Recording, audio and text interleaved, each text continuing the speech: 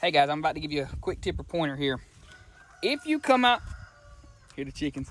If you come out to start your vehicle and all you get is one solid click, and maybe the lights go out, or maybe you get a click, click, click, click, check your battery terminals.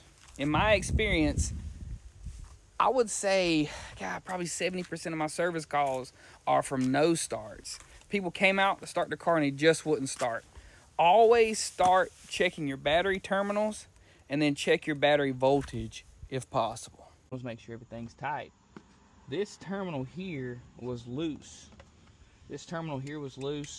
So what I did is I tightened it down a little bit and I went to testing the battery. The battery's sitting at 1173 out of 700 cold cranking amps.